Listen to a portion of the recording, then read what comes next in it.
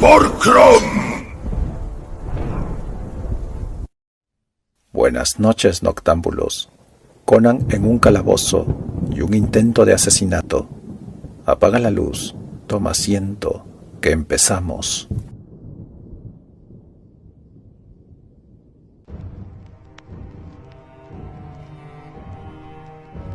Crónicas Nemedias presenta Conan el Bárbaro.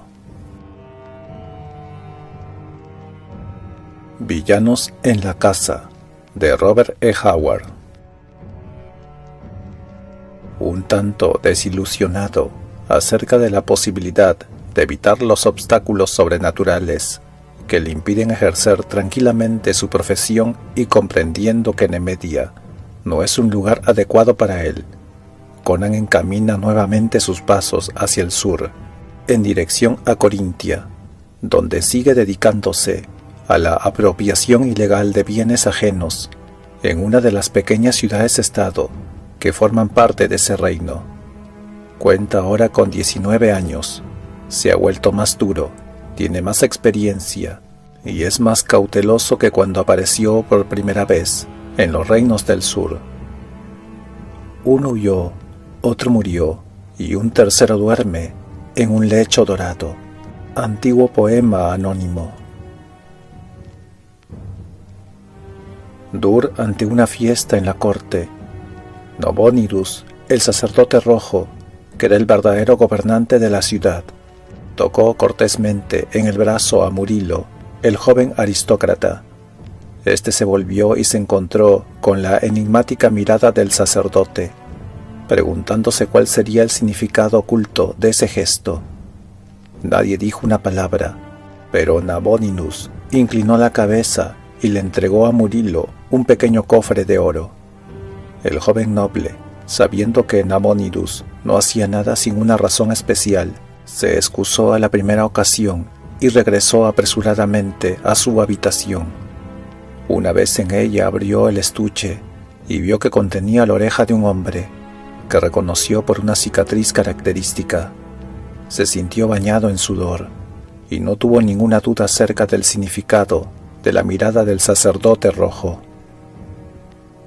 Pero Murilo, a pesar de sus perfumados rizos negros y de su fatua indumentaria, no era un pusilánime dispuesto a rendirse ante las amenazas ni agachar la cabeza delante del cuchillo sin antes luchar con todas sus fuerzas.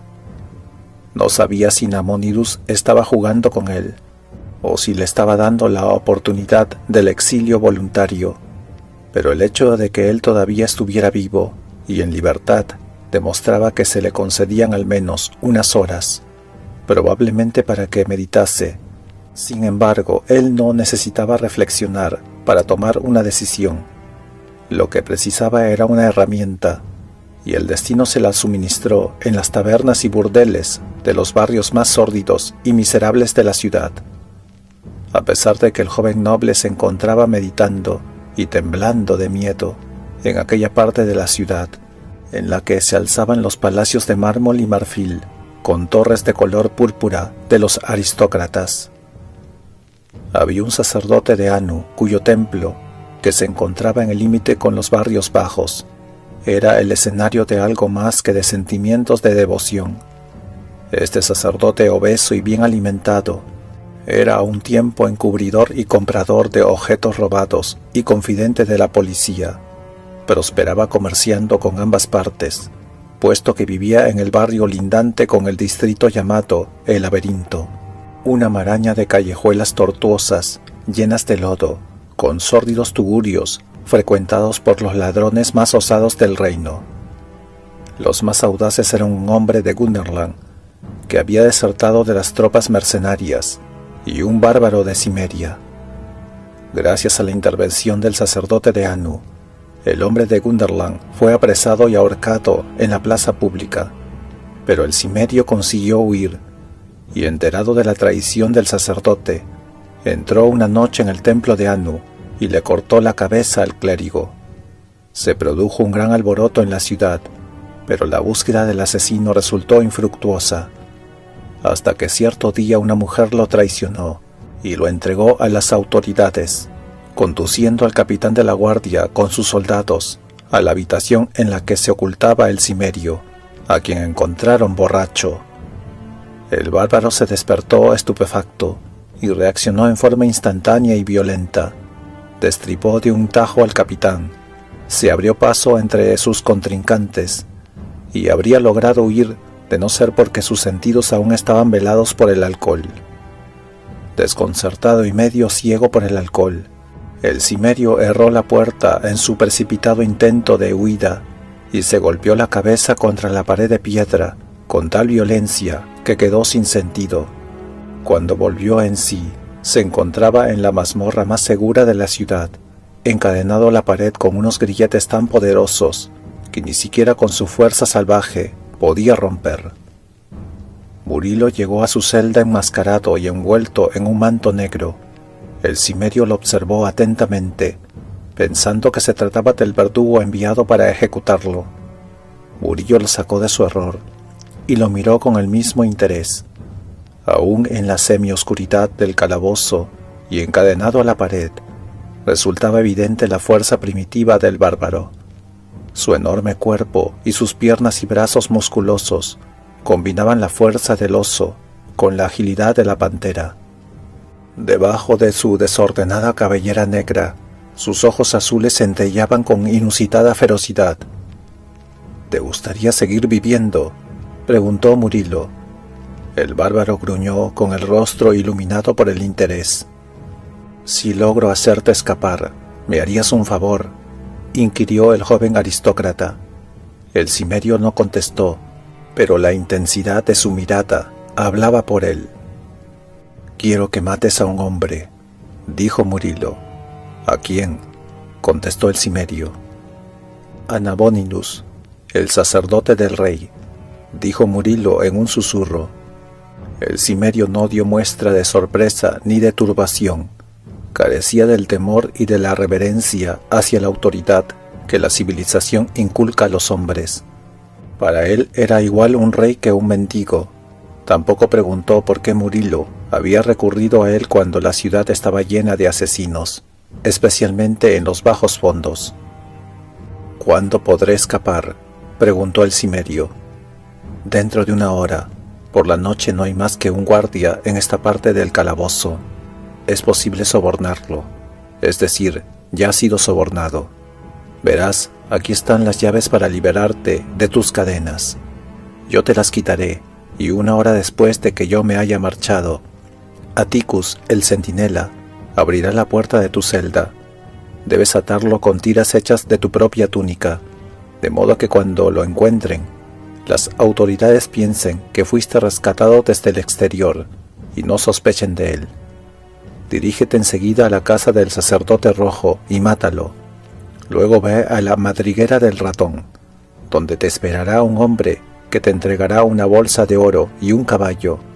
Con eso podrás escapar de la ciudad y del reino. Entonces quítame estos malditos grilletes, pidió el cimerio, y dile al guardia que me traiga comida. Por Cron que he estado comiendo pan con moho y agua durante un día entero, y estoy a punto de morirme de hambre. Así se hará, pero recuerda que no debes escapar hasta que yo haya tenido tiempo de llegar a mi casa. Libre de sus cadenas, el bárbaro se puso en pie y estiró sus poderosos brazos, que se veían enormes en la penumbra de la celda. Murilo pensó una vez más que si había alguien en el mundo capaz de llevar a cabo la tarea impuesta, este era sin duda el cimerio.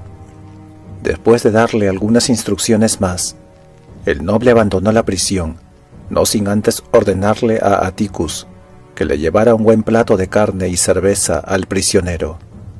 Sabía que podía confiar en el guardia, no solo por el dinero que acababa de darle, sino también por ciertos datos que poseía acerca de aquel hombre. Cuando volvió a su habitación, Murilo había dominado sus temores. No cabía la menor duda de que Nabóninus lo atacaría por intermedio del rey, y puesto que la Guardia Real no estaba llamando a su puerta, era seguro que el sacerdote todavía no le había dicho nada al rey. Sin duda le hablaría mañana, si es que vivía para ver el nuevo día. Murilo confiaba en que el cimerio cumpliera con su palabra, aunque quedaba por ver si conseguía llevar a cabo su propósito. Otros hombres habían intentado asesinar al sacerdote rojo anteriormente, y todos ellos habían muerto de manera terrible y anónima. Pero se trataba de hombres de la ciudad que carecían del instinto animal que poseen los bárbaros. En el momento en que Murilo, dando vueltas en sus manos el pequeño cofre de oro que contenía la oreja cortada, se enteró por conductos secretos de que el cimerio había sido capturado, supo que esa era la solución a su problema. El joven aristócrata tomó una copa en su habitación y brindó por aquel bárbaro llamado Conan y por el éxito de esta noche. En el momento en que acercó la copa a sus labios, uno de sus espías le trajo la noticia de que Atticus había sido arrestado y encerrado en un calabozo. El cimerio no había podido escapar. Murilo sintió que la sangre se le helaba en las venas.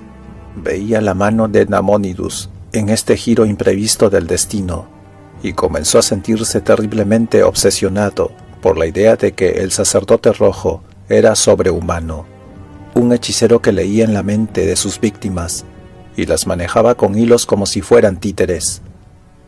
El joven se sintió desesperado, se ciñó una espada bajo el manto negro y salió de su casa por un pasadizo secreto, caminando deprisa por las calles desiertas.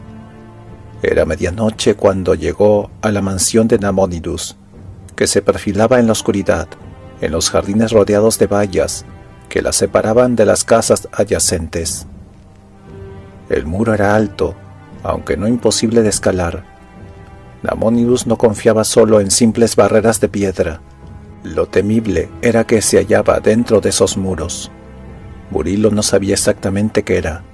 Sabía que había al menos un perro enorme y salvaje que rondaba por los jardines, y en una ocasión había destrozado a algún intruso, como si se tratara de un sabueso con un conejo.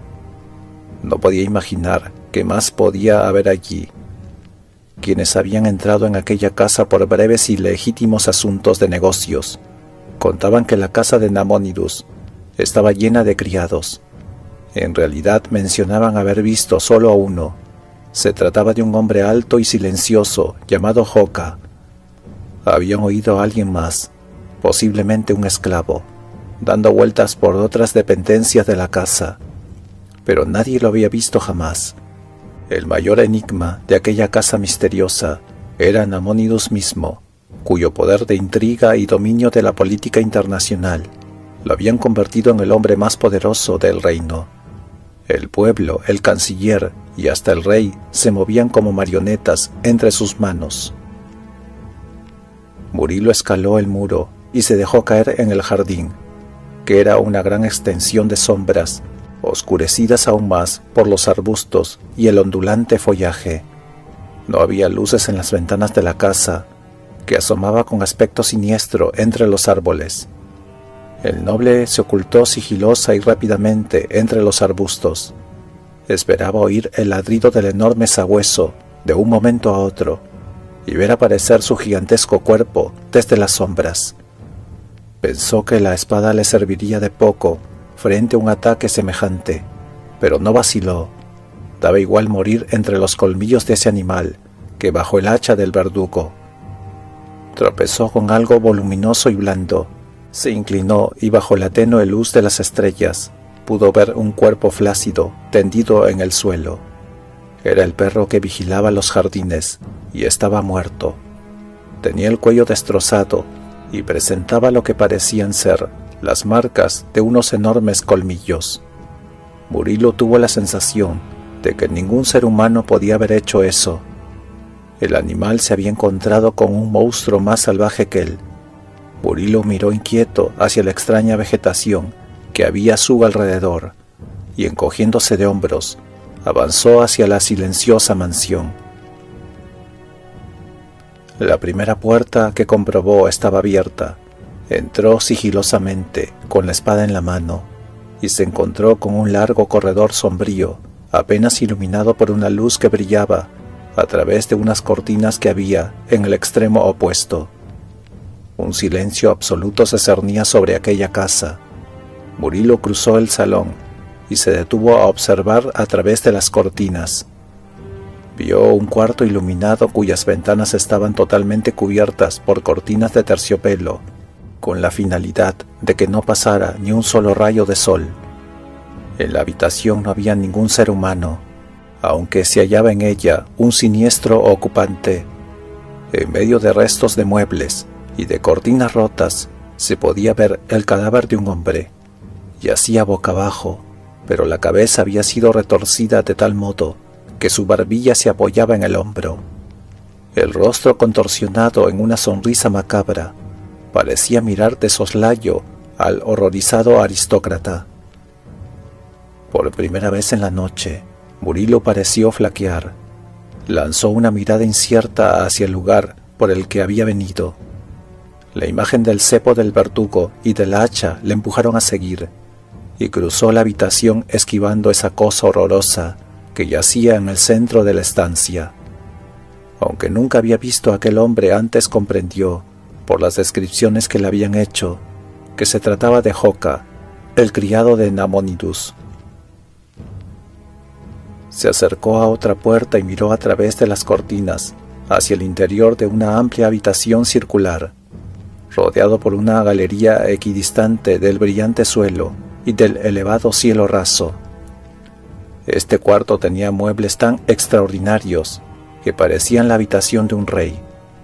En el centro se podía ver una recargada mesa de caoba, con vasijas de vino y ricos manjares. Murilo se quedó paralizado por la sorpresa. En un enorme sillón, cuyo amplio respaldo estaba vuelto, vio una figura cuyo atuendo le resultó conocido. Vio un brazo con una manga roja que se apoyaba en el brazo del sillón. La cabeza, cubierta con la conocida capucha escarlata, estaba inclinada hacia adelante, como si estuviera meditando. Murilo había visto cientos de veces a Nabónidos sentado de ese modo en la corte del rey. Maldiciendo la intensidad de los latidos de su corazón, el noble avanzó por la habitación, con la espada empuñada y todo su cuerpo dispuesto para el ataque. Su presa no se movía ni parecía oír su sigiloso acercamiento. ¿Estaría dormido el sacerdote rojo? ¿O aquella cosa desplomada sobre el enorme sillón era un cadáver? Murilo estaba a un paso de su enemigo. En ese momento, el hombre que estaba en la silla se levantó y se volvió hacia él. Murilo palideció súbitamente. Su espada cayó al suelo pulido con un sonido metálico. De sus labios lívidos surgió un grito estremecedor, seguido por el ruido sordo de un cuerpo que se desplomaba. Luego volvió a reinar el silencio en la casa del sacerdote rojo. Poco después de que Murilo abandonara la mazmorra en la que Conan el Cimerio se hallaba recluido, Atticus le llevó al prisionero una bandeja con comida en la que había, entre otras cosas, un plato con una enorme chuleta y una jarra de cerveza. Conan comió con voracidad mientras Atticus hacía la última ronda por las celdas para ver si todo estaba en orden y si no había nadie que pudiera ser testigo del simulacro de evasión. En ese momento entró un pelotón de guardias en la prisión y lo arrestaron, pero Murilo se equivocó al pensar que este arresto significaba que habían descubierto la planeada fuga de Conan. Se trataba de otra cosa. Atticus había sido poco cuidadoso en sus transgresiones con la gente de los bajos fondos, y ahora lo castigaban por una de sus faltas. Otro carcelero ocupó su lugar. Era un individuo imperturbable y digno de confianza, al que ninguna clase de soborno podía apartar de su deber. Carecía de imaginación, pero tenía una idea muy elevada de la importancia de su puesto. Después de que Atticus desapareciera para ser acusado formalmente ante el magistrado, este carcelero hacía las rondas por las celdas de manera rutinaria. Al pasar delante de la de Conan, se sintió indignado y ultrajado al ver que el prisionero estaba libre de sus cadenas, royendo los últimos trozos de carne de un enorme hueso. El carcelero estaba tan disgustado que cometió el error de entrar solo en la celda, sin llamar a los demás guardias. Fue su primera equivocación en el cumplimiento del deber, y la última. Conan le partió la cabeza con el hueso, le quitó el puñal, cogió las llaves y salió de allí con toda tranquilidad. Tal como Murillo había dicho, había un solo guardia de servicio allí por la noche. El cimerio atravesó los muros de la prisión, valiéndose de las llaves que acababa de robar, y luego salió a la calle tan libre como si el plan de Murillo hubiera sido un éxito. Estando todavía dentro de la sombría prisión, Conan se detuvo un momento para decidir sus próximos pasos. Pensó que, puesto que en realidad había escapado por sus propios medios, no le debía nada a Murillo. Sin embargo, recordó que el joven aristócrata fue quien lo había liberado de sus cadenas y había ordenado que le enviaran la comida, sin lo cual su evasión no hubiera sido posible. Conan llegó a la conclusión de que estaba en deuda con Murillo, y dado que era un hombre que finalmente cumplía con sus obligaciones, se dispuso a llevar a cabo lo prometido al noble, pero antes tenía que atender un asunto personal. Se quitó la túnica harapienta y avanzó en la noche sin más ropa que el tapabarro. Mientras caminaba palpó el puñal que le había quitado al carcelero. Era un arma asesina con una hoja ancha de doble filo y casi medio metro de largo. Anduvo furtivamente por las callejuelas y por las plazas en sombras hasta llegar al laberinto. Recorrió sus calles sinuosas con la seguridad que da la familiaridad. Era realmente un laberinto de oscuros callejones, patios cerrados y pasadizos secretos, de ruidos extraños y malos olores. Las calles no estaban empedradas y el barro y la suciedad se mezclaban en una amalgama repugnante. No existían cloacas y las basuras y desperdicios se echaban directamente en los callejones, donde formaban montañas apestosas y charcos nauseabundos. Había que caminar con cuidado para no resbalar y caer en uno de aquellos asquerosos charcos que a veces llegaban hasta la cintura. Tampoco era raro tropezar con un cadáver que yacía en el barro con la garganta cortada o con la cabeza aplastada a golpes. La gente respetable evitaba el laberinto, y con razón.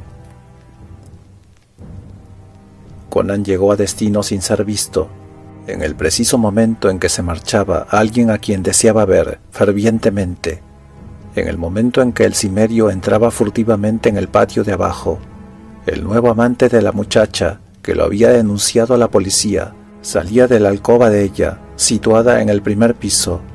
El bribón, una vez que la puerta se cerró tras él, bajó a tientas por la crujiente escalera, embebido en sus propios pensamientos que, como los de la mayoría de los habitantes del laberinto, tenían que ver con la apropiación indebida de lo ajeno. Cuando estaba bajando la escalera, se detuvo repentinamente, sintiendo que se le ponían los pelos de punta. Vio una figura agazapada que subía en la oscuridad y un par de ojos brillantes como los de un perro de caza.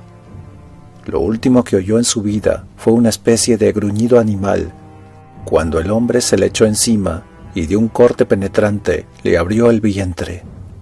Lanzó un grito ahogado y bajó dando tumbos por la escalera.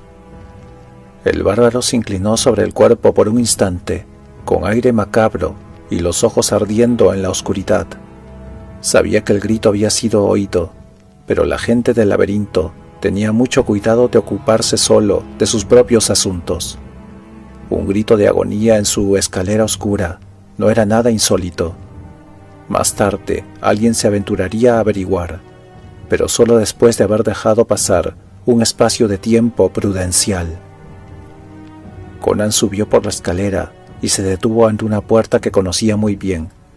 Estaba cerrada por dentro, pero la hoja de su sable pasó por la rendija de la puerta y levantó el pestillo.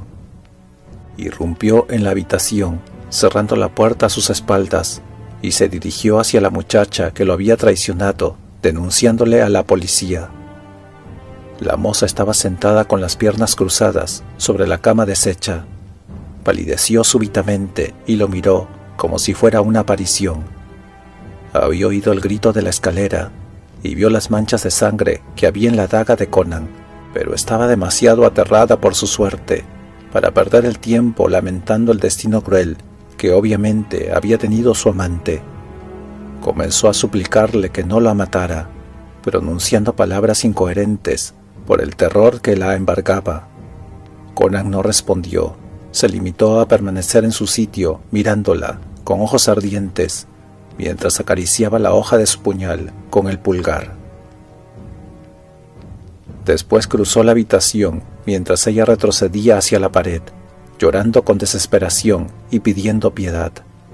Cogiéndola rudamente por la rubia cabellera, la sacó de la cama, volvió a enfundar el arma y después de colocar a su desquiciada prisionera bajo la axila izquierda, se dirigió hacia la ventana. Como ocurría en la mayoría de las casas de ese tipo, había una cornisa en cada piso. Conan abrió la ventana de un puntapié y salió al estrecho saliente del edificio.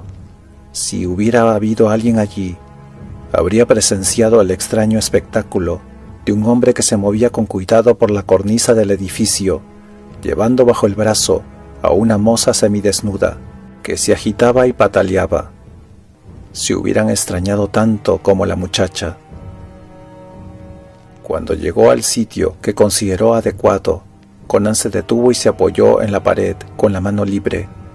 En ese momento se oyó un clamor proveniente de la casa, lo que indicaba que habían descubierto el cadáver. La prisionera lloriqueaba y se retorcía, renovando sus ruegos inútiles. Conan miró hacia abajo y alcanzó a ver el estiércol y el fango, mientras oía los gritos de dentro y los gemidos de la moza. Entonces la dejó caer con gran precisión en el interior de un pozo negro. El joven disfrutó durante unos instantes viéndola agitarse y patalear entre las inmundicias y oyéndola maldecir con todas sus fuerzas, e incluso se permitió lanzar una carcajada contenida. Por último levantó la cabeza y escuchó el tumulto creciente que había en el edificio, y se dijo que había llegado el momento de matar a Nabonidus. El retumbar de un sonido metálico despertó a Murilo. Lanzó un gemido y consiguió incorporarse con gran esfuerzo. A su alrededor no había más que silencio y oscuridad, y por un instante le angustió el temor de haberse quedado ciego. Luego recordó lo que había ocurrido antes y se le erizó la piel. Tocó con su mano el suelo sobre el que estaba acostado y notó que estaba formado por bloques uniformes de piedra. Siguió palpando y descubrió una pared del mismo material. Se puso en pie y se apoyó contra el muro, tratando en vano de orientarse. Estaba claro que se hallaba en una prisión, pero no tenía idea de dónde se encontraba ésta y del tiempo que llevaba recluido. Recordó vagamente un estruendo metálico y se preguntó si se trataría de la puerta de hierro de su calabozo al cerrarse tras él, o si anunciaba la llegada del verdugo. Esta idea le produjo un tremendo escalofrío. Luego anduvo a tientas junto a la pared. De momento procuraba encontrar los límites de su celda, pero enseguida llegó a la conclusión de que estaba avanzando por un corredor. Se mantuvo pegado a la pared, temiendo caer en un pozo o en una trampa de otro tipo, y finalmente se dio cuenta de que había algo junto a él en la oscuridad. No veía nada, pero o bien su oído había percibido un sonido apagado, o un sexto sentido le puso sobre aviso. Se paró en seco y se le pusieron los pelos de punta. Estaba convencido de que sentía la presencia de algún ser vivo agazapado en las sombras frente a él. Creyó que su corazón dejaría de latir cuando oyó una voz con acento bárbaro que le preguntó en tono muy bajo: «Murilo, ¿eres tú?» «Conan», exclamó el joven noble, casi desmayado por la impresión. Tanteó en la oscuridad y sus manos se encontraron con un par de enormes hombros desnudos. «Menos mal que te he reconocido», dijo el bárbaro con un gruñido. «Estaba a punto de estrangularte como un cerdo cebado». «Por Mitra, ¿dónde estamos?» «En los pozos que hay debajo de la casa del sacerdote rojo». «¿Pero por qué?» «¿Qué hora es?» «Poco después de medianoche». Murilo movió la cabeza tratando de coordinar sus desordenados pensamientos. «¿Qué haces tú aquí?», preguntó el cimerio. «He venido a matar a Namónidos. Me enteré de que habían cambiado al centinela de la prisión». «Es cierto», dijo Conan refunfuñando, «pero le rompí la cabeza al nuevo carcelero y me escapé. Podría haber estado aquí hace varias horas, pero tenía un asunto personal que atender. Bueno, vamos en busca de Namónidos». A Murilo le recorrió un escalofrío por todo el cuerpo. «Conan, estamos en la casa de un ser demoníaco.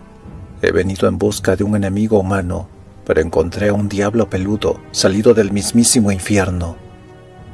Conan lanzó un gruñido de incertidumbre. Aunque era temerario como un tigre herido, cuando se trataba de enemigos humanos, se sentía invadido por terrores supersticiosos, como todos los primitivos. «Conseguí entrar en la casa», dijo Murilo en voz muy baja, como si hubiera oídos en las paredes oscuras. «En los jardines exteriores encontré al perro de Namónidos muerto. Dentro de la casa hallé a Joka, el criado. Le habían roto el cuello. Luego vi a Namónidos en persona, sentado en su sillón y vestido con su atuendo habitual. Al principio pensé que también él estaba muerto. Me adelanté para apuñalarlo, pero se puso de pie y se volvió hacia mí. ¡Dioses!». El recuerdo del horror que había sentido dejó sin habla por un momento al joven aristócrata. «Conan», susurró. «No era un hombre lo que tenía frente a mí. Su cuerpo y su postura eran humanos, pero bajo la capucha escarlata del sacerdote había un rostro con una sonrisa macabra que parecía de locura y de pesadilla. Estaba cubierto de pelo negro, a través del cual brillaban unos ojillos rojizos, como los de un cerdo. Su nariz era aplanada, con enormes ventanillas en forma de campana. Sus labios fofos se retorcían hacia atrás, y por ellos asomaban unos inmensos colmillos amarillos, parecidos a los dientes de un perro. Las manos que asomaban por las mangas escarlata eran deformes y también estaban cubiertas de pelo negro. Esto es lo que vi en un instante, y entonces, abrumado por el horror, mis sentidos me abandonaron y caí desvanecido». «¿Y qué sucedió después?», musitó el cimerio preocupado. «Recobré el sentido hace unos momentos. El monstruo debe de haberme arrojado a este pozo. Conan, siempre he sospechado que Namónidos no era del todo humano. Es un monstruo que se transforma en hombre. Durante el día actúa entre los humanos disfrazado de hombre, y por la noche adopta su verdadero aspecto». «Eso es evidente», respondió Conan. «Todo el mundo sabe que hay hombres que se convierten en lobos según su voluntad. Pero, ¿por qué mató a sus criados?». «¿Quién puede saber lo que pasa por la mente de un diablo?», repuso Murilo. «Lo que importa ahora es salir de aquí. Las armas humanas nada pueden hacer contra esa clase de monstruos. ¿Y tú, cómo entraste aquí?». «Por la alcantarilla. Pensé que los jardines estaban vigilados, y aquellas se comunicaban con un túnel que a su vez conduce hasta aquí. Creí que encontraría alguna puerta abierta que me permitiría entrar en la casa». «Entonces huyamos por donde tú entraste», exclamó Murilo. «Al demonio con todo lo demás. Una vez fuera de este cubil de serpientes, intentaremos eludir a la Guardia Real y escapar de la ciudad. Ve tú delante». «Es inútil», dijo el cimerio con un gruñido. «El camino hacia las alcantarillas está bloqueado. Cuando entré en el túnel, vi que cayó una reja de hierro del techo con gran estrépito. Si no me hubiera movido con la rapidez del rayo, las puntas de las barras me habrían clavado contra el suelo como un gusano. Cuando intenté levantar la reja, vi que no se movía. Ni un elefante habría podido moverla, y entre sus barrotes apenas podría pasar un conejo». Murilo lanzó una maldición y sintió como si una mano helada le recorriera la espina dorsal. Debería haber imaginado que Namónidos no dejaría ninguna entrada de la casa sin vigilar. Si Conan no tuviera la prodigiosa agilidad de un salvaje, aquella reja lo hubiera atravesado de lado a lado. Seguramente su paso por el túnel actuó sobre algún mecanismo secreto que puso en funcionamiento la reja desde el techo. Lo cierto es que ahora ambos estaban cogidos en una terrible trampa. «Solo podemos hacer una cosa», dijo Murilo, sudando abundantemente. «Tenemos que buscar otra salida. Seguramente están todas llenas de trampas, pero no hay otra solución». El bárbaro lanzó un gruñido aprobador, y ambos anduvieron a tientas por el corredor. A pesar de la tensión del momento, a Murilo se le ocurrió una pregunta.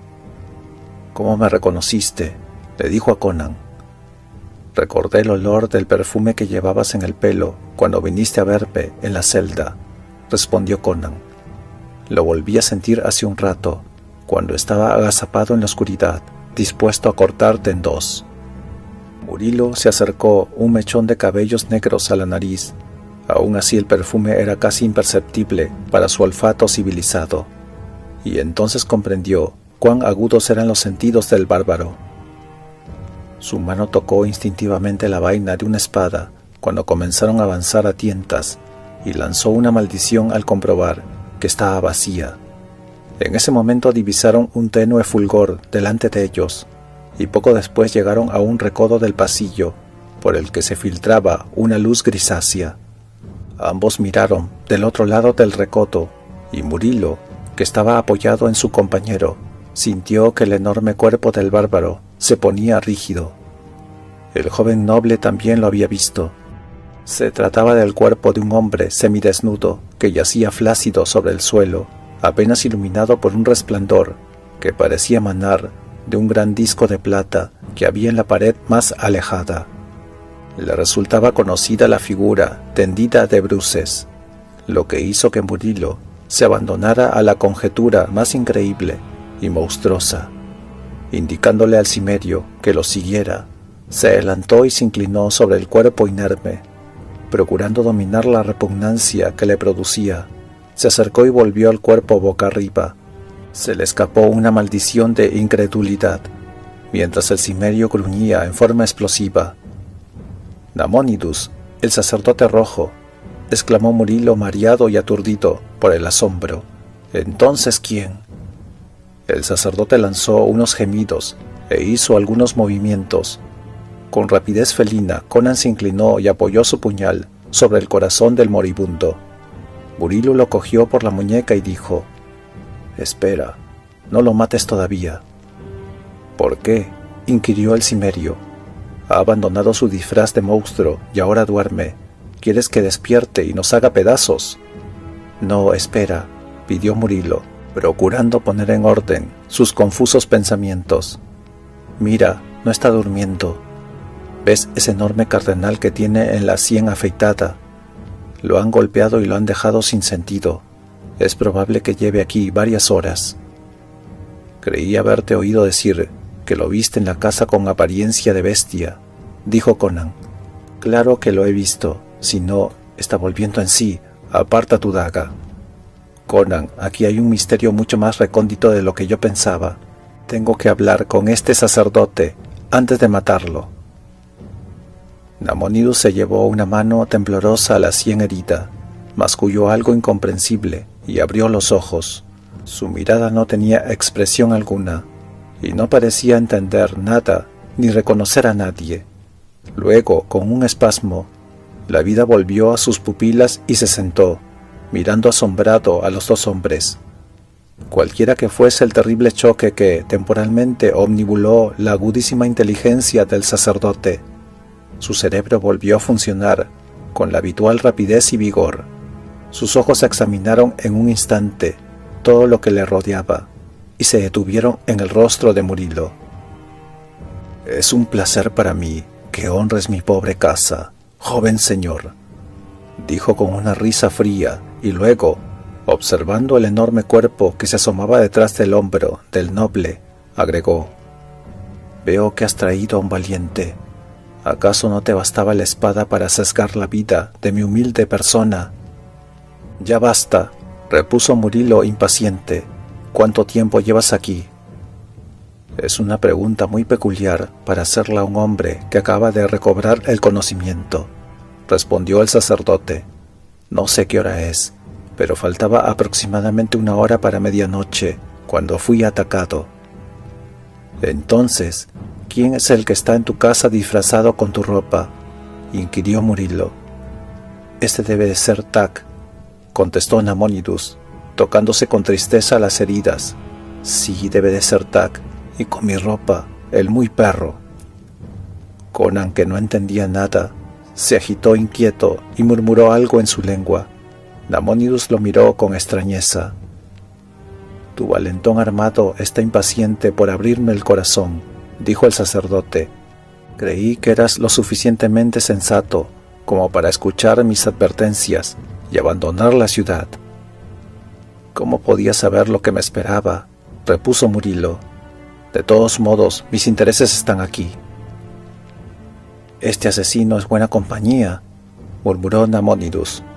Hace tiempo que sospechaba de ti. Por eso hice desaparecer a aquel pálido secretario de la corte. Antes de morir me dijo muchas cosas, entre otras, el nombre del joven aristócrata que lo sobornó para obtener secretos de Estado, que el noble vendió a potencias rivales. No te avergüenzas de ti mismo, Murillo, ladrón de guante blanco. No tengo mayor motivo de vergüenza que tú, ratero empedernido con alma de buitre, respondió Murillo de inmediato. Tú explotas a todo un reino con codicia y avidez en tu propio beneficio, y aparentando un gobierno desinteresado, engañas al rey, arruinas a los ricos y sacrificas todo el futuro de la nación en nombre de tu ambición despiadada. No eres más que un cerdo cebado con el hocico en el trasero. Eres más ladrón que yo.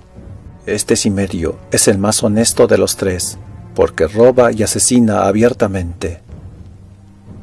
Bien, veo entonces que estamos entre villanos, dijo Nabonidus con ecuanimidad. ¿Y ahora qué? ¿Me vas a matar? Cuando vi la oreja del secretario desaparecido, sabía que estaba condenado, dijo Murillo bruscamente, y creí que invocarías la autoridad del rey. ¿Tenía razón? Sí, repuso el sacerdote. Es fácil eliminar a un secretario de la corte, pero tú eres algo más importante. Tenía intenciones de contarle al rey alguna broma acerca de ti mañana por la mañana. Una broma que me habría costado la cabeza, dijo Murillo entre dientes. Entonces el rey aún no está enterado de mis negocios en el extranjero. Así es, dijo Nabonidus suspirando. Y ahora, puesto que veo que tu compañero tiene un puñal, me temo que nunca lo sabrá. Tú debes de saber cómo se sale de esta madriguera de ratas, dijo Murillo. Supón que decidiera perdonarte la vida. Nos ayudarás a escapar, jurando mantener en secreto mis robos. ¿Has oído de algún sacerdote que cumpliera una promesa?, manifestó Conan con una queja, advirtiendo el giro que tomaba la conversación. Déjame que le corte el gaznete. Quiero ver de qué color es su sangre. En el laberinto aseguran que tiene el corazón negro, de modo que su sangre debería ser negra también. Ten calma, susurró Murillo. Si no nos enseña el camino de salida, nos pudriremos aquí.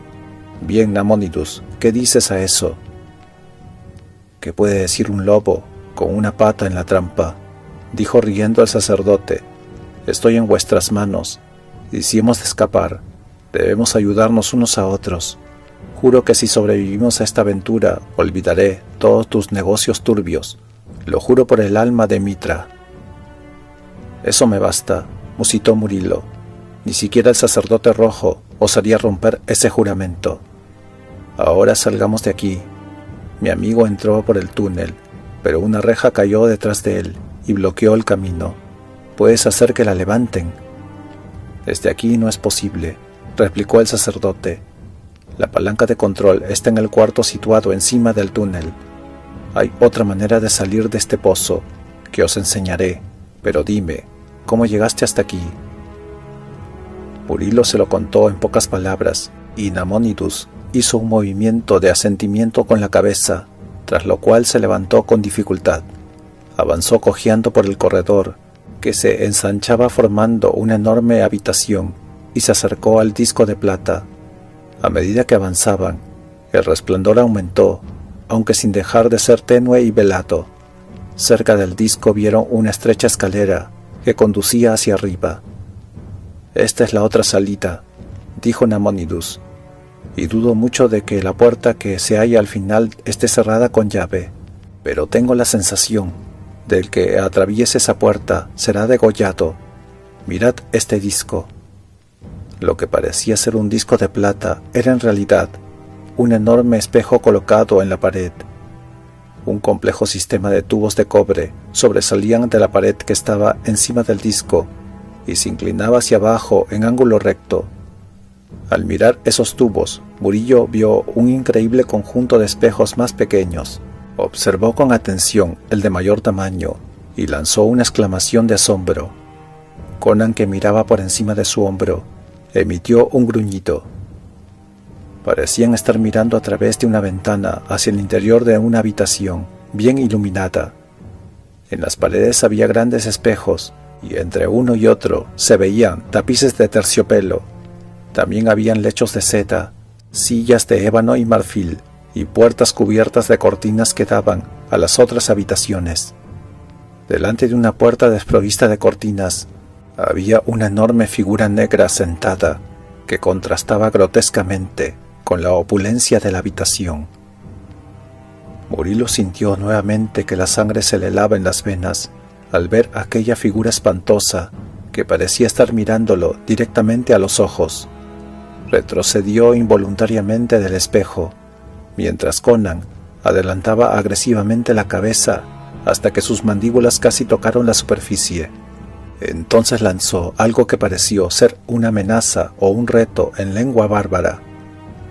«Por Mitra, Nabonidus», dijo Murillo boquiabierto y temblando, «¿qué es esto?» «Es Tak», contestó el sacerdote acariciando su sien. «Algunos dirán que es un mono, pero es tan diferente de un mono como de un hombre. Sus genes habitan en el lejano oriente, en las montañas que lindan con la frontera este de Zamora. No son muchos, pero si no se les extermina, creo que se convertirán en seres humanos dentro de unos 100.000 años. Se encuentran en un estado evolutivo. No son ni monos, como los fueron sus remotos antepasados, ni hombres, como pueden llegar a ser sus lejanos descendientes. Habitan en los elevados riscos de montañas inaccesibles y no conocen el fuego, ni saben construir casas, ni hacer vestíbulos, e ignoran incluso el uso de las armas. Sin embargo, tienen una especie de lenguaje compuesto principalmente por gruñidos y chasquidos. Yo traje a Tak cuando era casi un recién nacido y aprendió lo que le enseñé mucho más rápidamente y mejor que cualquier otro animal de verdad. Era al mismo tiempo mi guardaespaldas y mi criado, pero olvidé que al ser en parte humano no podía quedar reducido a una mera sombra de sí mismo, como si fuera un animal de verdad. Al parecer, su especie de cerebro conservaba sensaciones de odio, de resentimiento y tenía una especie de ambición animal. De todos modos, atacó cuando menos lo esperaba. Anoche pareció volverse repentinamente loco. Sus actos parecían ser consecuencia de una especie de locura animal, y sin embargo, sé que deben de haber sido el resultado de una larga y cuidadosa planificación. Oí ruido de pelea en los jardines, y cuando fui a investigar, pues creí que eras tú y que mi perro guardián te estaba atacando, vi a Tak que salía de los matorrales manchado de sangre. Antes de que pudiera darme cuenta, se abalanzó sobre mí con un aullido espantoso y me golpeó hasta dejarme sin sentido. No recuerdo nada más, pero es de suponer que por un capricho de su mente semihumana, me despojó de la ropa y me arrojó vivo a estas cuevas, por alguna razón que solo los dioses conocen. Debe de haber matado al perro cuando volvió al jardín, y después de golpearme a mí, evidentemente mató a Yoka, a quien habéis visto muerto dentro de la casa. Yoka hubiera venido en mi ayuda, aún en contra de Tak, a quien siempre ha odiado. Murillo miró a través del espejo a la extraña criatura que estaba sentada con monstruosa paciencia ante la puerta cerrada. Se estremeció al ver aquellas enormes manos negras, cubiertas de espesos vellos, que parecían una piel. Su cuerpo era pesado, ancho y encorvado, los hombros demasiado amplios. Habían rasgado la túnica escarlata y a través de esta Murillo vio la misma pelambre negra. El rostro que miraba desde la capucha roja era absolutamente bestial, y sin embargo, el joven aristócrata se dio cuenta de que Nabonidus decía la verdad cuando afirmaba que Tak no era completamente animal. Había algo en aquellos siniestros ojos rojos, en la torpe postura de aquel ser, en la apariencia general de aquella cosa, que lo diferenciaba de un verdadero animal. Ese cuerpo monstruoso albergaba un cerebro y un alma que evolucionaban atrozmente hacia algo vagamente humano. Murillo se quedó estupefacto cuando reconoció que había un leve y odioso parentesco entre su raza y aquel ser monstruoso, y se sintió sobrecogido al tomar conciencia fugazmente de los abismos de bestialidad por los que la humanidad ha ido ascendiendo penosamente. «Seguramente nos está viendo», musitó Conan. «¿Por qué no nos ataca? Podría romper el ventanal con facilidad». Murillo se dio cuenta de que Conan pensaba que el espejo era una ventana a través de la cual ellos estaban viendo la otra habitación. «Él no nos ve», respondió el sacerdote. «Nosotros estamos viendo una habitación que se halla encima de nosotros. Esa puerta que Tak está vigilando es la que se encuentra al final de la escalera. Se trata simplemente de un dispositivo de espejos. ¿Ves aquellos espejos en las paredes? Transmiten las imágenes de las habitaciones a estos tubos que a su vez otros espejos reflejan ampliados en este enorme espejo». Murillo entendió que el sacerdote había de estar siglos por delante de su generación para haber perfeccionado semejante invento, pero Conan lo atribuyó simplemente a brujerías y no se preocupó más por el asunto. «He construido estas cuevas como albergue y también como calabozo», siguió diciendo el sacerdote. «En ocasiones me he refugiado aquí y he visto a través de esos espejos el destino funesto de aquellos que buscaban mi ruina». «¿Pero por qué vigilaba Tak esta puerta?», preguntó Murillo. «Debe de haber oído la caída de la reja en el túnel, porque estaba conectada con unas campanas que hay en las habitaciones superiores. Sabe que hay alguien en las cuevas y está esperando que suba por la escalera. Oh sí, ha aprendido muy bien lo que le he enseñado. Él ha visto lo que le ha ocurrido a quienes cruzaban esa puerta cuando yo tiraba de la cuerda que cuelga de aquella pared, y se dispone a imitarme». «¿Y mientras espera, qué vamos a hacer nosotros?», inquirió Murillo. «No podemos hacer nada, salvo observarlo. Mientras siga en esa habitación, no debemos ni pensar en subir la escalera. Tiene la fuerza de un verdadero gorila y podría destrozarnos con toda facilidad. Pero no necesita poner en juego sus músculos. Si abrimos la puerta, le bastará con tirar de la cuerda para que salgamos disparados hacia la eternidad». «¿Cómo?». «Hemos acordado que os ayudaría a escapar», repuso el sacerdote, «pero no me he comprometido a divulgar mis secretos». Murillo se dispuso a contestar cuando vio algo que lo dejó paralizado. Una mano furtiva había abierto la cortina de una de las puertas.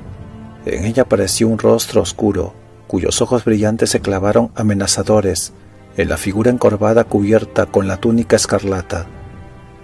«Petreus», exclamó Nabonidus, «por Mitra, qué colección de buitres hay aquí esta noche».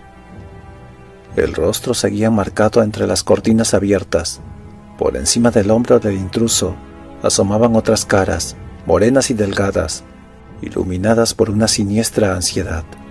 «¿Qué hacen aquí?», murmuró Murillo, bajando inconscientemente la voz, aunque sabía que no podían oírlo.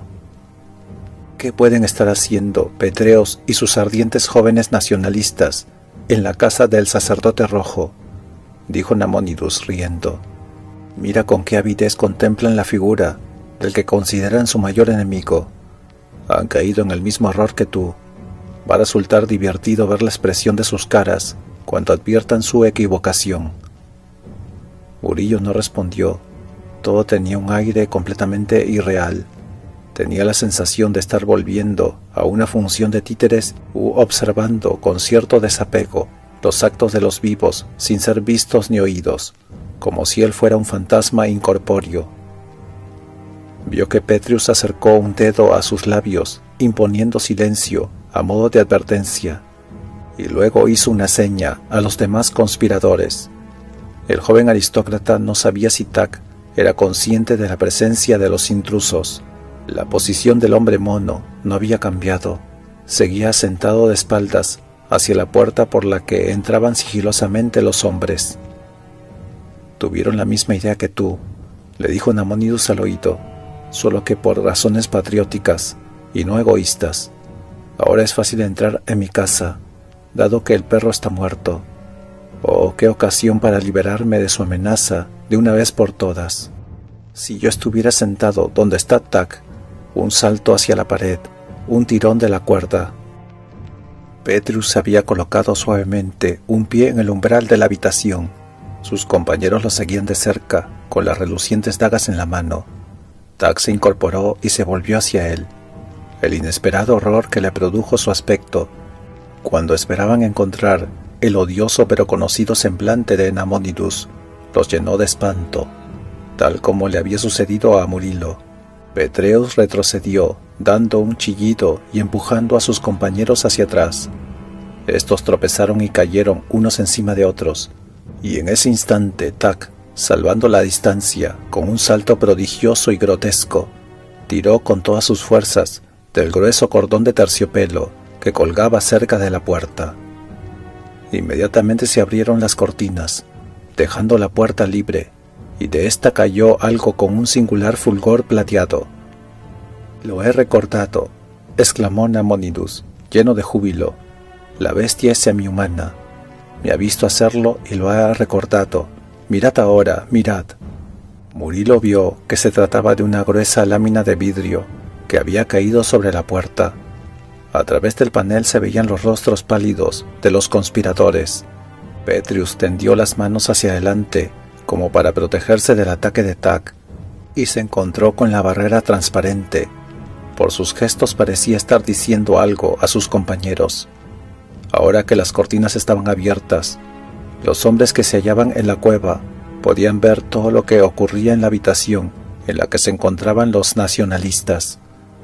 Habiendo perdido completamente el control de sus nervios, estos corrían por el recinto hacia la puerta por la que creían haber entrado, pero se detuvieron de pronto, como si hubiera una pared invisible. El tirón de la cuerda cerró herméticamente la habitación. Dijo Nabonidus riéndose. «Es muy simple, los paneles de vidrio resbalan por unos raíles que hay en las puertas. Al tirar de la cuerda se suelta el hilo que los sujeta, luego se deslizan hacia abajo y quedan robados, pudiendo ser accionados solo desde el exterior. El cristal es irrompible, ni siquiera un hombre con un mazo sería capaz de destrozarlo». Los hombres atrapados en la habitación estaban histéricos de miedo, corrían desesperadamente de una puerta a otra, golpeando en vano las paredes de cristal, agitando violentamente los puños ante la implacable figura negra que los observaba desde fuera. Entonces uno de ellos alzó la cabeza, miró hacia arriba y comenzó a gritar horrorizado, a juzgar por el movimiento de sus labios, al tiempo que señalaba hacia el cielo raso. «La caída de los paneles ha liberado las nubes mortíferas», dijo el sacerdote rojo, riendo con carcajadas salvajes. «Es el polvillo del loto gris, obtenido de los pantanos de la muerte, más allá de Quintal». Del centro del cielo raso colgaba un racimo de capullos de oro, que se abrieron como los pétalos de una inmensa rosa tallada, y de estos descendió un vapor grisáceo que llenó rápidamente la habitación. En un instante la escena de histeria se convirtió en un espectáculo de locura y de horror. Los hombres atrapados comenzaron a tambalearse y a correr en círculos, como si estuvieran borrachos. De su boca salía espuma, y sus labios se retorcían en una risa espantosa. En la huida caían unos encima de otros acuchillándose con las dagas y destrozándose con los dientes en un holocausto demencial. Murilo se descompuso al contemplar aquel espectáculo y se sintió aliviado de no escuchar los gritos y aullidos que debían de resonar en aquella condenada habitación. Pero aquello se parecía a una película muda proyectada sobre una pantalla, puesto que no se oía nada. Fuera del recinto maldito, Tak daba saltos con una alegría animal, mientras agitaba y levantaba sus largos y peludos brazos. Namónidos se reía como un demonio por encima del hombro de Murilo. «¡Ah, buen golpe, Petrius!», exclamaba. «Le ha abierto las entrañas. Y ahora otro para ti, mi patriótico amigo. Así ya han caído todos, y los vivos desgarran la carne de los muertos con sus dientes babeantes». Murilo sintió un escalofrío. Detrás de él, el cimerio maldecía con voz apagada en su tosca lengua. Solo se veía la muerte por todos lados, en la habitación de la nube gris. Los conspiradores yacían apuñalados, destrozados y mutilados, apilados en una montaña roja, con las bocas abiertas y los rostros ensangrentados mirando sin expresión hacia el techo, entre las tenues volutas grisáceas que daban vueltas lentamente. Tak, como un gnomo gigantesco, se aproximó a la pared de la que colgaba la cuerda y tiró de ella hacia un lado, con un gesto peculiar. «Está abriendo la puerta más alejada», dijo Namónidos. «Por Mitra es más humano de lo que yo suponía. Mirad, el humo gris sale en volutas de la habitación y luego se disipa. Tak está esperando para no correr riesgos. Ahora levanta el otro panel. Es cauteloso. Conoce el peligro mortal que entraña el loto gris, que provoca la locura y la muerte. Por Mitra». Murilo sintió un sobresalto espantoso ante esta exclamación de Namónidos, que lo electrizó. «Esta es nuestra única posibilidad», dijo el sacerdote. «Si abandona la habitación de arriba por unos minutos, podremos intentar subir rápidamente por la escalera». Atenazados por la tensión, vieron cómo el monstruo salía torpemente por la puerta y desaparecía. Al alzar el panel de cristal, las cortinas habían vuelto a caer, ocultando la cámara de la muerte. «Debemos arriesgarnos», dijo el sacerdote, y Murilo vio que su rostro estaba cubierto de sudor. «Quizá esté deshaciéndose de los cadáveres, como me ha visto hacer a mí. Rápido, seguidme, subamos la escalera». Namónidos corrió hacia la escalera y subió por ella con una agilidad que asombró a Murilo. El noble y el bárbaro le seguían de cerca, y oyeron el profundo suspiro de alivio que lanzó el sacerdote cuando consiguió abrir la puerta que se encontraba al final de la escalera. Irrumpieron en la amplia habitación que habían visto reflejada en el espejo. Tak no estaba allí. «Está en aquella habitación con los cadáveres», exclamó Murilo. «¿Por qué no lo encerramos allí, como hizo con los conspiradores?» «No, no», dijo Namónidos, con un grito ahogado y con el rostro extrañamente pálido. «No sabemos si está realmente allí, y de todos modos puede entrar antes de que podamos alcanzar la cuerda. Seguidme por el corredor. Debe llevar a mi habitación para disponer de armas que lo van a destruir. Este pasillo es la única salida que no tiene trampa». Siguieron apresuradamente al sacerdote y pasaron por una puerta con cortinas que estaba enfrente de la puerta del recinto de la muerte, y llegaron al corredor, que daba a una serie de habitaciones. Namónidos intentó abrirlas con una pasmosa y torpe rapidez. Estaban cerradas con llave, al igual que la puerta que se hallaba al final del corredor. «¡Dioses!», exclamó el sacerdote rojo apoyándose contra la pared, con el rostro ceniciento. «Las puertas están cerradas y Tak me quitó las llaves. Estamos atrapados». Murilo se quedó horrorizado al ver a aquel hombre en semejante estado de nervios, pero Namónidos se serenó haciendo un gran esfuerzo. «Esta bestia me produce pánico», dijo. «Si vosotros lo hubieras visto destrozar a hombres como yo lo he visto. Bueno, que Mitra nos ayude, pero ahora debemos luchar contra él con las armas que los dioses nos han dado. Vamos». Los condujo de vuelta hacia la puerta con cortinas y miró hacia el enorme recinto en el preciso instante en que entraba Tak por la puerta de enfrente. Era evidente que el hombre bestia sospechaba algo.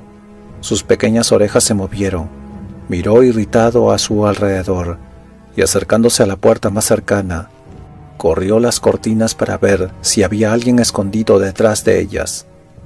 Namonil retrocedió temblando como una hoja, cogió a Conan por un hombro y le dijo: «Muchacho, ¿te atreverías a enfrentar tu puñal contra sus colmillos?». Los ojos del cimerio centellaron por toda respuesta. «Rápido», susurró el sacerdote rojo, escondiendo a Conan detrás de las cortinas. «En cuanto nos encuentre, lo que no tardará en ocurrir, lo atraeremos hacia nosotros. Cuando pase delante de ti corriendo, húndele la daga en la espalda, si puedes. Tú, Murilo, muéstrate ante él y luego huye corriendo por el pasillo. Bien sabe Mitra que tenemos muy pocas posibilidades frente a Tak en una lucha cuerpo a cuerpo, pero de todas formas estamos condenados si nos encuentra». Murilo sintió que la sangre se le congelaba en las venas, pero juntó fuerzas y se asomó por la puerta instantáneamente. Tak, que se encontraba del otro lado de la habitación, giró en redondo, miró fijamente y atacó con un rugido espantoso. Su capucha escarlata le cayó sobre la espalda, enseñando su deforme cabeza oscura. Tenía las negras manos y la túnica roja manchadas de sangre. Parecía una oscura pesadilla de color carmesí cuando atravesó la habitación, enseñando los colmillos y con las patas torcidas sosteniendo su inmenso cuerpo, que avanzaba con paso aterrador. Murillo se volvió rápidamente hacia el corredor, y pese a lo ágil que era, el horroroso monstruo peludo casi lo alcanza. Entonces, cuando el hombre mono pasó corriendo delante de las cortinas, de ella surgió repentinamente una figura enorme que le dio un golpe en el hombro al extraño engendro, al tiempo que hundía su puñal en la espalda de la bestia. Tak lanzó un grito espeluznante cuando el impacto le hizo caer, y ambos rodaron por el suelo. Entonces hubo un remolino de brazos y piernas, y comenzó la batalla demoníaca. Murilo vio que el bárbaro atenazó con sus piernas el torso del hombre mono, y que se esforzaba por mantenerse encima del monstruo, mientras lo acuchillaba con el puñal. Tak, por su lado, luchaba por liberarse de las tenazas de su enemigo, para hacerlo girar y ponerlo al alcance de los colmillos gigantescos que buscaban la carne del muchacho. En medio de un torbellino de golpes, entre jirones ensangrentados, fueron rodando por el corredor con tal rapidez que Murilo no se atrevió a emplear la silla que había cogido, por temor a golpear al cimerio, y vio que, a pesar de la ventaja que suponía para Conan el hecho de haber golpeado primero, y que el monstruo llevaba una túnica que le envolvía el cuerpo y las extremidades, dificultando sus movimientos, la fuerza ciclópea de Tak se iba imponiendo rápidamente. Empujaba inexorablemente al cimerio para tenerlo frente a él. El monstruo había recibido heridas que hubieran matado a una decena de hombres. El puñal de Conan se hundió una y otra vez en el torso, en los hombros y en el cuello de toro de la bestia. Chorreaba sangre por todas las heridas, pero a menos que la afilada hoja diera rápidamente en un órgano vital, la sobrehumana vitalidad de Tak terminaría para siempre con el cimerio y después con sus compañeros. Conan también luchaba como una fiera salvaje, en un silencio solo interrumpido por sus jadeos. Las negras garras del monstruo y aquellas manos a modo de zarpas lo arañaban y desgarraban, y sus mandíbulas sonrientes se abrieron para morderle la garganta. Entonces Murilo, viendo una oportunidad, saltó y lanzó la silla con todas sus fuerzas, que eran suficientes para abrirle la cabeza a un ser humano. La silla resbaló por el negro cráneo, pero el aturdido monstruo aflojó por un instante su abrazo mortal, y en ese momento Conan, jadeando y chorreando sangre, saltó hacia adelante y hundió su puñal hasta la empuñadura en el corazón del hombre mono. Con un temblor convulsivo, la bestia cayó al suelo, Miró fijamente y enseguida quedó inmóvil. Sus fieros ojos se quedaron fijos y brillaron bajo la tenue luz de la habitación. Sus pesados miembros temblaron y luego se quedaron rígidos. Conan se levantó tambaleándose, enjuagándose el sudor y la sangre que le cubrían el rostro. La sangre goteaba de su puñal y de sus dedos, y chorreaba hasta sus brazos y muslos, manchando su pecho. Murillo lo cogió por un brazo para sostenerlo, pero el bárbaro lo empujó con gesto impaciente. El día que no pueda sostenerme solo, sé que habría llegado la hora de morir, musitó a través de los labios deshechos, pero me gustaría beberme una jarra de vino. Nabónidos contemplaba la figura inmóvil, como si no diera crédito a sus ojos. El monstruo negro, peludo y abominable, yacía en una grotesca postura sobre los jirones de su túnica escarlata. Sin embargo, aún así parecía más humano que animal, y transmitía un vago patetismo. Esta noche he matado un hombre, y no una bestia. Lo incluiré entre los jefes cuyas almas envié a las tinieblas, y mis mujeres cantarán sus hazañas. Nabónidos se inclinó y cogió un manojo de llaves que colgaban de una cadena dorada. Se habían caído del cinto del hombre mono durante la lucha, haciendo una seña a sus compañeros para que los siguieran.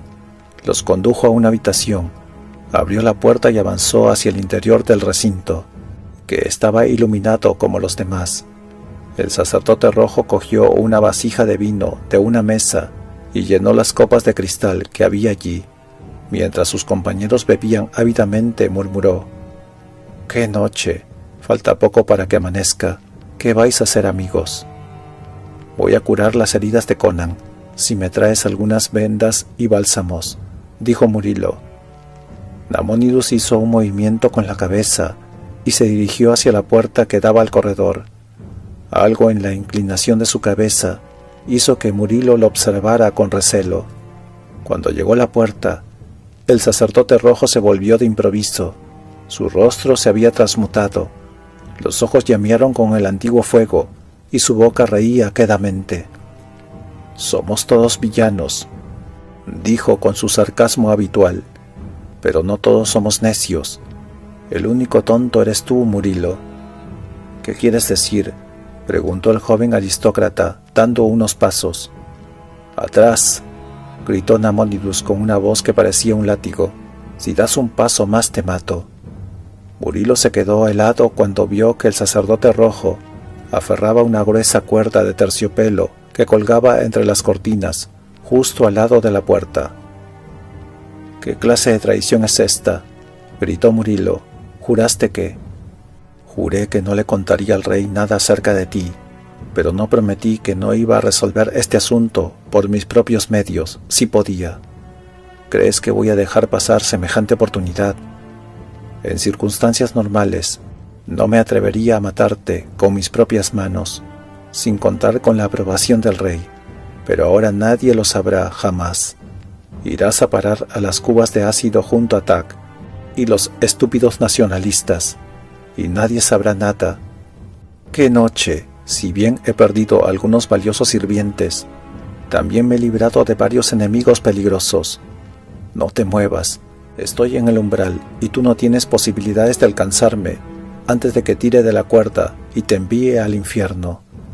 Esta vez no se trata del loto gris, aunque es igualmente eficaz. Casi todas las habitaciones de mi casa son una trampa, de modo que, Murillo, eres un imbécil». Con la rapidez del rayo, Conan cogió una silla y la arrojó. Nabónidos alzó instintivamente el brazo y lanzó un grito, pero era demasiado tarde. El proyectil se estrelló contra su cabeza, y el sacerdote rojo se tambaleó y cayó de bruces en un charco de sangre oscura que se agrandaba rápidamente. «Su sangre era roja, después de todo», dijo Conan con un gruñido. Murillo se echó atrás los cabellos empapados de sudor, con mano temblorosa, al tiempo que se apoyaba sobre la mesa, debilitado por la tensión pasada y la sensación de alivio que lo embargaba ahora. «Está amaneciendo», dijo el aristócrata. «Salgamos de aquí antes de que caigamos en otra trampa mortal. Si conseguimos escalar el muro exterior sin que nos vean, no nos asociarán con lo ocurrido aquí esta noche. Dejemos que la policía encuentre su propia explicación de los hechos. Miró el cuerpo del sacerdote rojo que yacía en un charco de sangre y se encogió de hombros. Después de todo, el necio era él. Si no hubiera perdido el tiempo burlándose de nosotros, habría podido eliminarnos con facilidad. Bueno, dijo el cimerio con tranquilidad. Ha tomado el camino que todos los villanos deben recorrer finalmente. Me gustaría saquear la casa, pero supongo que será mejor que nos vayamos. Cuando salieron de la oscuridad al jardín casi blanco por el rocío del amanecer, Burilo dijo: El sacerdote rojo ha entrado en el mundo de las tinieblas, de modo que mi camino en la ciudad está libre y no tengo nada que temer. Pero, ¿y tú? Queda aún el asunto del laberinto y... De todas maneras, estoy cansado de esta ciudad, dijo el cimerio con una sonrisa. Has hablado de un caballo que me esperaba en la madriguera del ratón. Tengo curiosidad por saber a qué velocidad me llevará ese caballo a otro reino. Hay muchos caminos que deseo conocer antes de recorrer el que Nalmónidas tomó esa noche. Estimado noctámbulo, si el video te gustó, por favor dale me gusta y suscríbete. Gracias.